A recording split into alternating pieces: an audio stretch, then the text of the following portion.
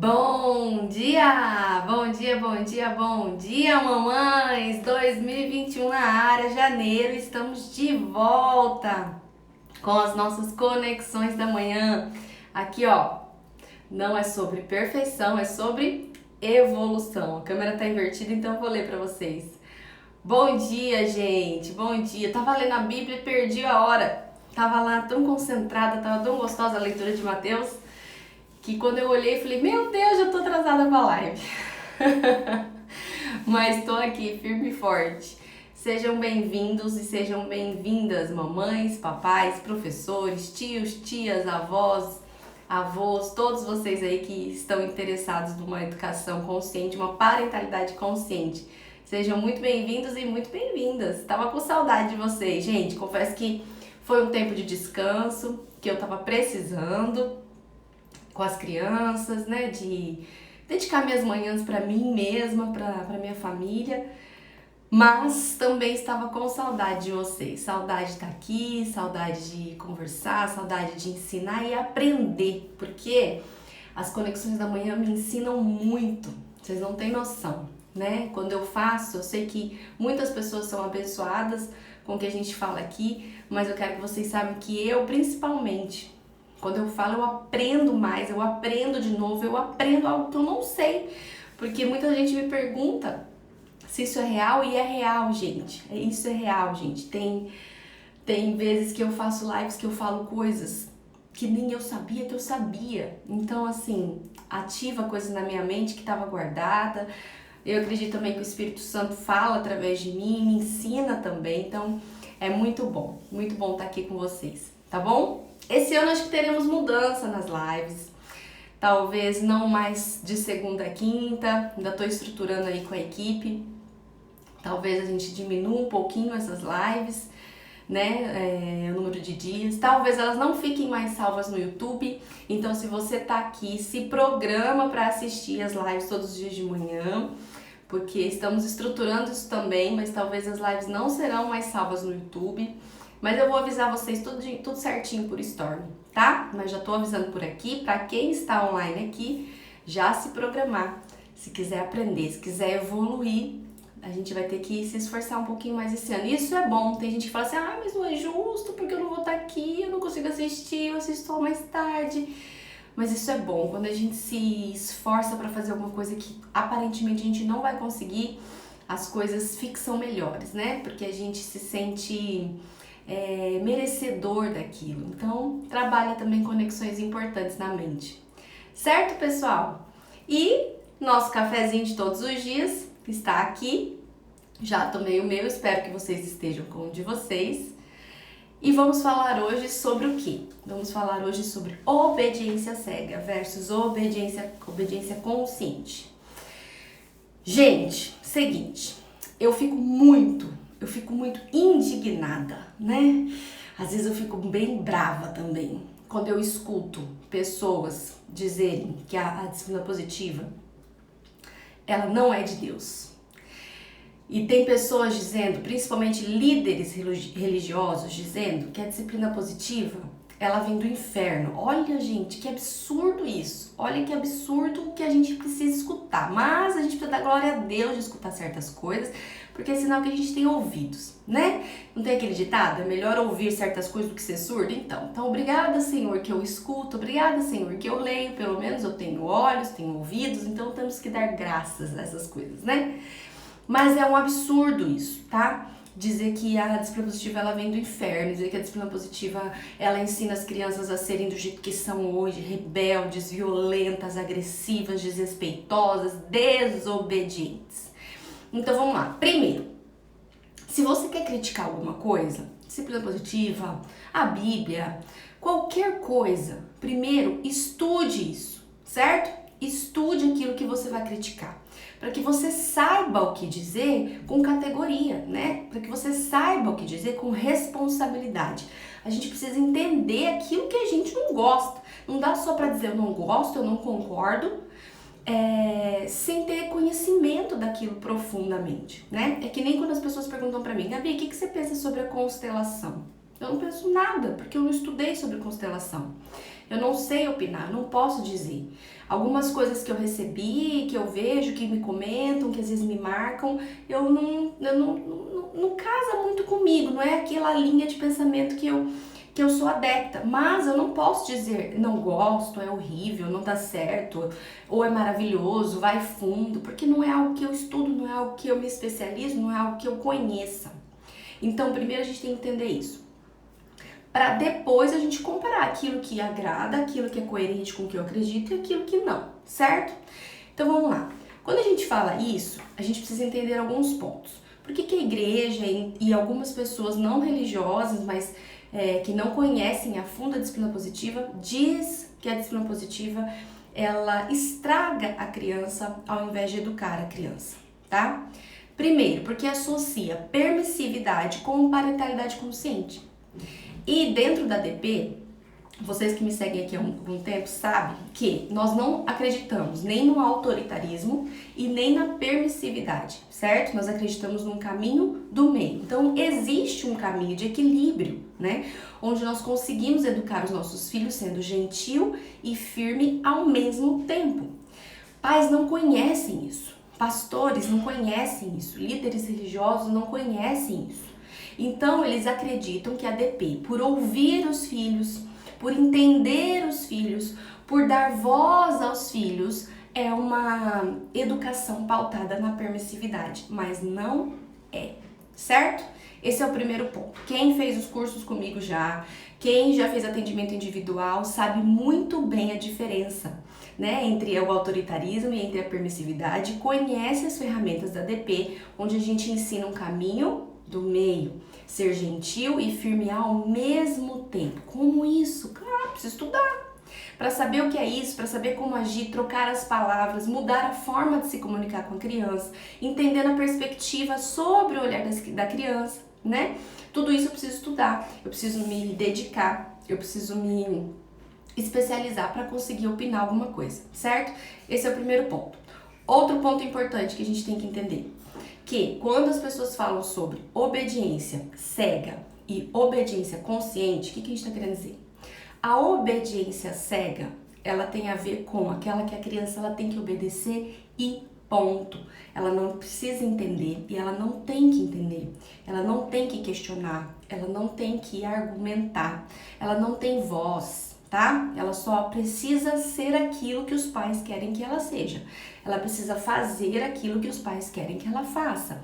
Essa é a obediência cega. Esses dias eu tava conversando com a minha sogra, inclusive, e ela falou assim pra mim que antigamente acreditavam-se que as crianças eram surdas. Gente, olha que absurdo. Converse com seus pais, com seus avós, perguntem pra eles como era a infância antigamente. Então, a gente vem de uma cultura onde as pessoas enxergam a criança de um jeito completamente equivocado. Antigamente se acreditava que a criança era surda, falavam essas coisas na frente das crianças como se elas não ouvissem, como se elas não percebessem, como se elas não entendessem. E as crianças são ótimas observadores e são fracas intérpretes, então elas estão observando tudo o tempo todo, mas elas não conseguem interpretar aquilo de uma forma saudável. Por isso que elas precisam da gente, porque ela precisa de um adulto preparado para guiar, para direcionar, para ensinar, para instruir as crianças. Então, eu sou muito mais adepta à instrução do que à correção, né? Porque quando se associa correção dentro da educação, já imagina corrigir a criança, bater na criança, castigar a criança. Correção é simplesmente mostrar para ela o caminho que ela estava seguindo, que era errado, e direcionar para o caminho que é certo. Correção não significa agredir a criança fisicamente ou verbalmente, significa mostrar, corrigir o caminho, desviar do lado errado, mostrar o lado certo para essa criança. Isso significa correção. Então, quando a gente exige da criança, eu quero que ela seja obediente. Obediente como? Eu quero que meu filho obedeça aquilo que eu estou dizendo para ele, ponto. Eu quero que ele faça aquilo que eu quero que ele faça, sem questionar, sem reclamar, sem contra-argumentar, sem teimosia. Nós estamos falando então de uma educação que adestra crianças, não que educa crianças. O adestramento é assim. Quando você adestra, você vai lá dar algo ali para aquele animal, ele faz o que você quer que ele faça e ele é recompensado por isso. É isso que eu não acredito dentro de uma obediência cega, né? Que é um tipo de adestramento. você faz só porque você precisa fazer. Você não consegue entender o porquê daquilo. Você não tem voz para aquilo e você espera algo em troca. Quem defende obediência cega normalmente tem filhos assim, que são filhos adestrados, certo? E que esperam receber algo em troca.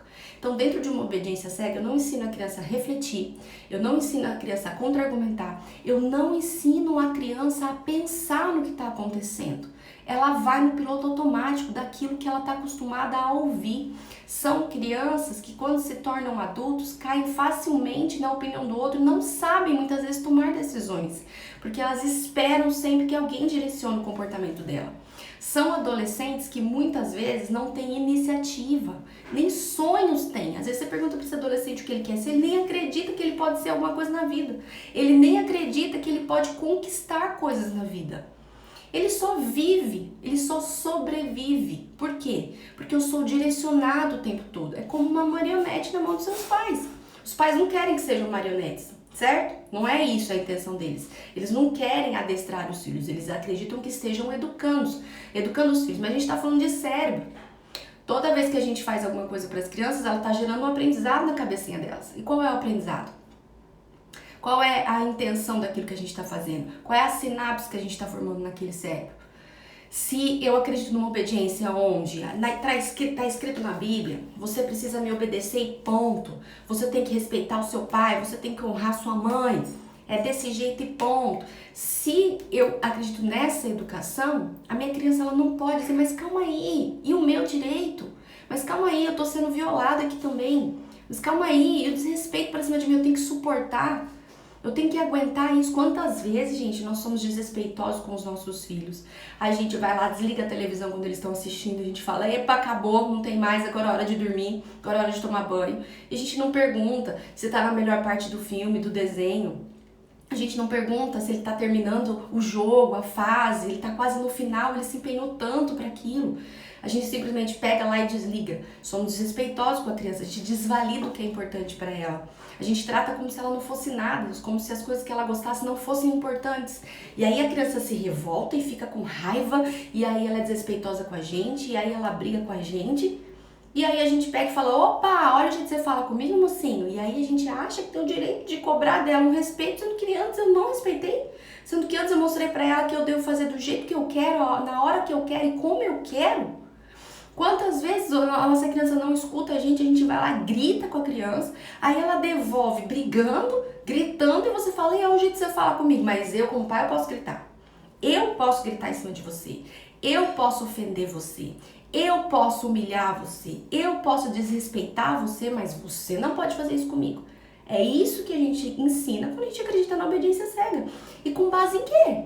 Onde é que está escrito na Bíblia que eu posso fazer tudo isso com o filho? Onde é que está escrito que eu posso fazer tudo isso com o filho? Então a gente pega no versículo bíblico aquilo que é coerente pra gente, aquilo que resolve o meu problema de imediato, e aplico, né, com total razão que estou fazendo o que é certo. E agora, se tem alguma outra educação que ensina respeito, que ensina consciência, aí essa educação ela é do inferno. Aí essa educação ela não vale, aí essa educação ela tá errada. Claro, exige muito mais de mim como pai e como mãe, eu vou precisar estudar, né? Eu vou precisar me dedicar, eu vou precisar aprender coisas que eu nunca vivi. E aí vai me dar um trabalho, vai gastar dinheiro, porque eu vou ter que comprar livro, vou ter que pagar atendimento individual, vou ter que fazer curso. Dá muito trabalho, não dá. Então é melhor eu gastar meu dinheiro com viagens, é melhor eu gastar meu dinheiro com roupas, é melhor eu gastar meu dinheiro com maquiagens, é melhor eu gastar meu dinheiro com bijuterias, é melhor eu gastar o meu dinheiro com lanches, com jantares, do que na educação do meu filho. Mas daí a hora que o filho vem com um problema, com um desafio de comportamento, né? Com comportamentos que eu desaprovo, aí eu jogo a responsabilidade nele, aí eu jogo a responsabilidade na sociedade, aí eu jogo a responsabilidade nessa geração que vem desrespeitosa. Não vem, entendeu? É a gente que tá causando, é a gente que tá perpetuando isso ainda, porque somos vítimas de outras vítimas e a gente tem recebido uma carga, estamos devolvendo essa carga para essas crianças. De um jeito diferente, mas estamos. Esse final de semana eu tava perto de algumas pessoas, estavam conversando e eu ouvi a conversa entre elas, né? A mãe tava sendo desrespeitosa com a criança, não validando o que era importante para ela, e a criança devolveu uma frase meio desrespeitosa pra mãe. Aí a mãe comentou assim alto, né? Olha o jeito que fala comigo, até eu meter a mão na boca. Você vai ver, vou dar um tapa na boca bem ardido, que aí vai parar com isso, rapidinho. A hora que eu der um tapa na boca, para de falar desse jeito comigo. Entre outras mães, certo? Uma das mães era psicóloga, que eu nem sei se é mãe também, tá? Mas estava ali no meio e comentou, falou assim, eu sou psicóloga, eu não posso falar nada, né? Não vou nem comentar. Aí a mãe que falou isso, de dar um tapa na boca, falou assim, mas não é verdade? Olha o jeito que falou comigo. Então assim, deu pra perceber que a mãe estava muito nervosa pelo fato do filho ter desrespeitado ela. Mas ela, em momento algum, percebeu que ela desrespeitou a criança primeiro, e a criança, como aprende por exemplo, e elas são reflexos da gente, devolveu na mesma moeda. E aí a psicóloga falou assim, vou falar uma coisa aqui, um tapa na boca não mata ninguém, e às vezes resolve bastante coisas. E aí elas começaram a validar uma a outra sobre o tapa na boca. O que eu entendi sobre isso? A questão não é um tapa na boca não mata ninguém. Quando você dá um tapa na boca, a sua intenção não é matar. Então não vai matar mesmo. Então não adianta vir com esse argumentinho de que um tapa na boca não mata ninguém. Eu apanhei a vida inteira e não morri. A intenção dos seus pais não era te matar. Então você não morreu mesmo. A intenção era educar. Quero saber se está educado. Quero saber se sabe falar sobre emoções. Quero saber como é que é teu relacionamento com as outras pessoas. Quero saber se você sabe ser gentil, respeitoso, entender a necessidade do outro e a sua própria. É isso que eu quero saber. Se um tapa na boca ensina você a falar do jeito que deve ser falado, a tratar as pessoas com respeito, a ser solidário, a ser empático, a ser respeitoso. Quero saber se um tapa na boca ensina isso, porque se um tapa na boca foi para que você não tratasse mais as pessoas com falta de respeito, para que você soubesse entender por que a sua mãe falou desse jeito com você e soubesse conversar. Se o tapa na boca tem toda essa intenção, eu quero saber se isso você aprendeu. Não quero saber se você tá vivo ou se você tá morto. Vocês estão entendendo? Então até essa frase que a gente usa para justificar um comportamento agressivo na gente vem carregada de crenças que justificam o nosso erro. A gente sabe que tá errado. A gente sabe por que a gente dá um tapa na boca. Porque tem uma live no YouTube minha explicando sobre isso. O que acontece com a criança quando ela apanha? Por que ela obedece? Depois vocês correm lá no YouTube para vocês assistirem. O que acontece com o cérebro? Mas o que eu quero com aquilo que eu tô fazendo? Então, a obediência consciente, gente, que é o que a disciplina positiva acredita, é quando, através das habilidades de vida que eu consegui ensinar pro meu filho, que são várias, tá? Vou citar algumas.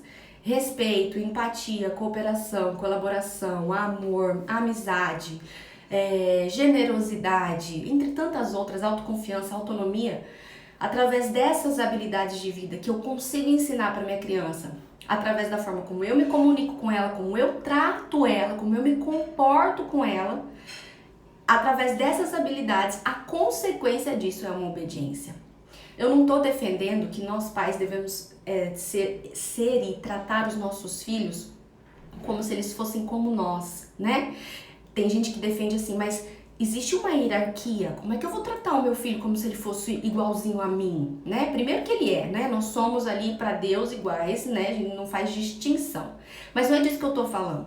Existe uma hierarquia. Nós precisamos ser maiores que os nossos filhos até para que a gente possa ensiná-los, né? Quando a gente tem autoridade sobre os filhos, a gente consegue protegê-los, educá-los, ensiná-los, direcioná-los, conduzi-los, né? Então, quando você tá aprendendo alguma coisa, você não vai procurar alguém que sabe a mesma coisa que você ou menos que você, senão você não aprende nada. Você vai procurar alguém que saiba mais que você. Você tá numa escola, o professor sabe mais que você, então ele te ensina. Você tá numa faculdade, o professor também sabe mais. Você vai fazer uma especialização, você procura alguém que saiba mais que você. Você vai até procurar um curso, você vai olhar lá quais são os tópicos desse curso para saber se você já estudou isso. Porque se você já estudou, não adianta você estudar de novo. Você quer algo mais. Então, ser mais que o filho é importante para que você possa conduzi-lo. Então, existe uma hierarquia, né? Onde os pais, eles educam seus filhos e seus filhos aprendem o respeito, aprendem a considerar, aprendem a confiar nos seus pais e por isso obedece. Por isso tem a intenção de obedecer. Tem coisas que eu não explico pro meu filho, certo? Tem coisas que eu não explico. Tem coisa que eu falo assim, ó, só confia na mamãe agora e faça.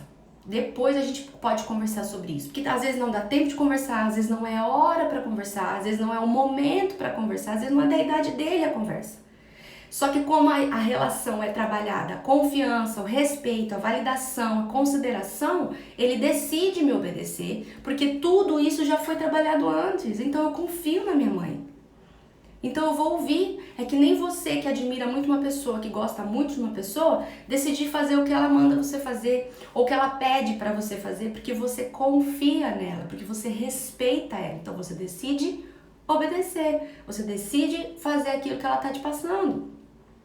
A relação com os nossos filhos é a mesma coisa. Tudo isso somado traz a obediência. E aí nós estamos falando de uma relação hierárquica, onde os pais são autoridade na vida dos filhos para conduzi-los, não para mandar neles, e não para prejudicá-los. E depois a gente fala de uma relação horizontal, onde todos têm direitos a sentir, a falar, a ser ouvido, a ter voz, a pensar, a refletir, a questionar e argumentar. Por exemplo, eu não gosto que o Pedro assista YouTube. E ele fazia muito tempo que não assiste. E ele começou a me questionar esse ano. Mãe, já faz 1 ano que eu não vejo YouTube. Será que eu poderia assistir agora? E a gente começou a conversar já faz algumas semanas sobre o que ele iria assistir, como ele iria usar esse tempo para a tela. E a gente vem conversando e a gente tá chegando num acordo. E aí ontem ele veio questionar, a gente tava na casa da avó dele, ele veio questionar: mãe, posso assistir um pouco? Eu vou assistir uma série do YouTube que a pessoa cria, faz artes, usa a imaginação. E a gente começou a falar sobre isso. Eu falei, ok, então vamos fazer o seguinte: você assiste meia hora disso e meia hora de um desenho, né, que não seja YouTube. E aí ele falou assim pra mim, tá bom. Aí ele saiu. De repente, 2 minutos depois ele voltou: mãe, o que você acha de 1 hora ou 40 minutos? Isso é um tipo de relação onde a criança é ouvida, onde existe acordos na relação, e eu, como adulta preparada, avalio se a proposta é coerente ou não, tá dentro daquilo que eu acredito ou não. Qual é o problema de eu ouvir que meu filho tá querendo expandir esse tempo e considerar a possibilidade de? Se eu dei 30 minutos e ele tá questionando aqui, mãe, o que você acha de 1 hora ou 40 minutos? E eu entendo por que ele precisa de mais tempo, o que isso vai agregar para a vida dele, e a gente entra num acordo e eu falar, ok, 40 minutos. E a gente definiu em 40 minutos, não foi o que eu decidi. Mas ele também não foi o que ele queria muito mais, talvez 1 hora, 2 horas, 3 horas, mas foi 40 minutos porque era algo razoável para as duas partes. Por que não? Por que eu preciso falar assim, não, 30 minutos se quiser, se não quiser, desliga isso logo? Por quê? Por que eu não posso ouvir? Porque ele é criança, ele não sabe o que ele quer, ele sabe, ele tá aprendendo, ele tá construindo a partir daquilo que você tá ensinando. Se você ensinar ele a refletir que, não filho, 40 minutos não, por conta disso, vamos ficar nos 30. E ele entender isso, e ele perceber que a escolha foi sensata e trouxe benefícios para ele, por que ele não vai confiar em você? Por que ele não vai te honrar? Por que ele não vai aceitar a tua proposta da próxima vez? Vocês estão entendendo que uma coisa é muito mais profunda? Tem muito pai e mãe falando, você deixou? Porque o Pedro, a gente acordou 40 minutos e ele falou, tá bom, 40 minutos. E tem muita gente que escuta isso e fala assim, epa, ele que mandou? Você deixou? Porque a visão é equivocada da relação, da questão hierárquica, né? Do respeito. Vocês estão entendendo o que eu tô querendo dizer? Comenta aí embaixo pra mim, pra eu saber se faz sentido pra vocês. Então, gente, não é sobre ser permissivo e deixar que a criança decida todas as coisas. É como eu falo para os pais, e eu já presenciei isso em atendimentos. Às vezes o pai me procura para um atendimento com um filho muito desafiador e no meio do atendimento a criança causa aquele estresse no ambiente, desafiando seus pais nem em atendimento. E eu vejo os pais tentando aplicar as ferramentas sendo permissivos demais. Em que sentido? Oferecendo escolhas o tempo todo para os filhos. Certo? Filho, não faça assim, o que você acha de brincar? Daí a criança está se debatendo e a mãe, não, então vamos pegar esse, então vamos pegar esse. Então... E a mãe não se posiciona com firmeza e gentileza naquele momento. A mãe vai só oferecendo escolhas e a criança começa, não quero isso, não quero isso. Isso eu não quero, descarta, descarta, descarta, descarta. E a mãe não se dá conta que o filho está conduzindo a relação e perdemos essa questão hierárquica. Aí sim a gente acabou tornando a relação linear demais, num momento onde ela precisava ter uma autoridade que ensinasse. Mas isso acontece porque eu estou num período, num processo de evolução, aprendendo a não ser autoritária, então é natural que eu caia na permissividade. até que eu consiga equilibrar. Porque dentro de uma relação de conflito com a criança, se você já validou, se você já se conectou, se você já demonstrou empatia e a criança ainda tá naquele sentimento tóxico de raiva, de não querer ouvir você, de tô nervosa, não adianta mais você trazer a conexão. Agora você precisa ser a firmeza. E o que é essa firmeza? Se posicionar diante da criança. Usar recursos para que ela se acalme. Talvez falar no mesmo tom dela. Se ela tá gritando, às vezes eu preciso gritar, mas não gritar para ofender, não gritar para humilhar, não gritar para rotular. Gritar para que ela me escute, para que ela me ouça, para que ela saia daquele estado emocional onde ela está em colapso e volte para o agora, e aí ela consiga prestar atenção no que eu estou ensinando para ela. E aí eu vou baixar o tom de voz, e aí eu vou direcionar o comportamento, e aí se precisar eu vou acolher para depois ensinar. Sabe, gente, tem várias ferramentas para isso. O que falta é o posicionamento de alguns pais que estão no processo de aprendizado. Isso é natural. Até que eu aprenda, eu vou errar. E não tem problema, eu erro e volto, conserto, corrijo, estudo, procuro ajuda. Isso é o maravilhoso da educação. Certo? Mas nada tem a ver com permissividade. Então, obediência cega, sim, somos contra. Eu sou totalmente contra. Agora, obediência consciente é algo que a gente adquire sem a pretensão de. Eu não estou educando para que me obedeça. Eu estou educando para que aprenda habilidades importantes de vida e essas habilidades somadas tragam a obediência que todos os pais desejam para que a relação seja harmoniosa. Mas isso não significa que eu não preciso ouvir o meu filho, escutar o meu filho, validar o meu filho, deixar ele falar, ensiná-lo a refletir. Isso traz alguns prejuízos pra gente como mãe, porque às vezes os filhos ficam tão bons nos argumentos que às vezes a gente falta argumento, né? Nos falta argumento para contra-argumentá-los. Isso acontece aqui em casa. O Pedro fica tão... O Pedro já tem 7, o Davi ainda não. Até o Davi ainda às vezes faz isso com a gente. Mas às vezes eles ficam tão bons nos argumentos, eles usam frases tão poderosas que a gente fala, meu Jesus da glória, o que eu falo agora? Mas isso é lindo, porque estamos criando cidadãos que vão crescer e não vão aceitar desrespeito das pessoas. Não vão se submeter, só que também não vão sair dando chute e porrada em todo mundo, não. Vão saber se posicionar e dizer, eu não gostei disso, isso eu não quero pra mim, isso eu não aceito, e vão mudar a direção, porque não adianta brigar com quem grita, não adianta brigar com quem ofende, não adianta brigar com quem não escuta, porque a pessoa tá cega, entende? É isso, gente, que eu queria trazer pra vocês hoje. Eu vou encerrar, porque se deixar eu fico aqui até amanhã falando, porque é um assunto longo, mas espero que tenha trazido alguma coisa importante aqui pro coração de vocês, pra mente de vocês. Espero que tenha feito sentido pra vocês, tá? Pra que a gente comece a mudar isso. E se você hoje se vê muito autoritário, tudo bem, é só você buscar um pouco do caminho do meio e é natural que você caia na permissividade. Porque você tá querendo impedir na educação do seu filho todos os traumas que o autoritarismo causa. Então você vai migrar para a permissividade até você conseguir encontrar o equilíbrio.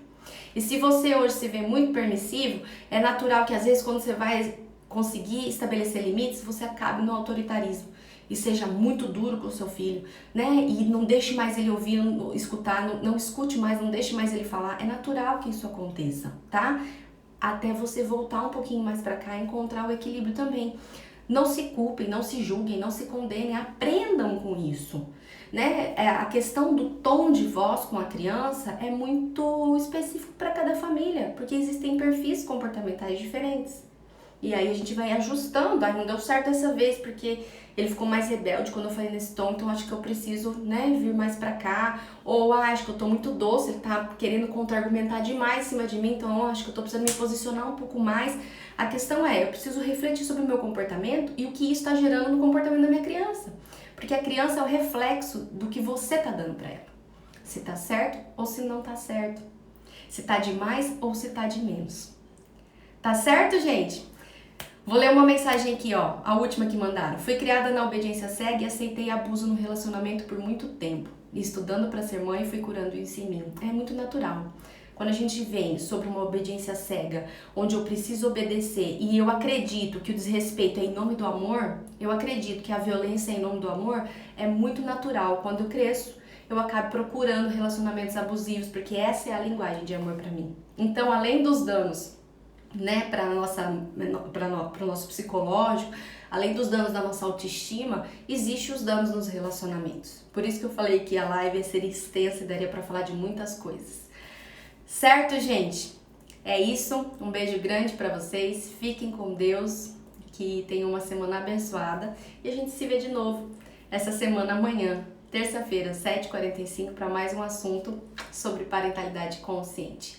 Beijo! Vamos tirar uma selfie e aí vocês postam lá? Voltamos! E somos a favor da obediência consciente. Vamos? Coloca assim, ó, obediência consciente. Obediência cega? Não. Combinado?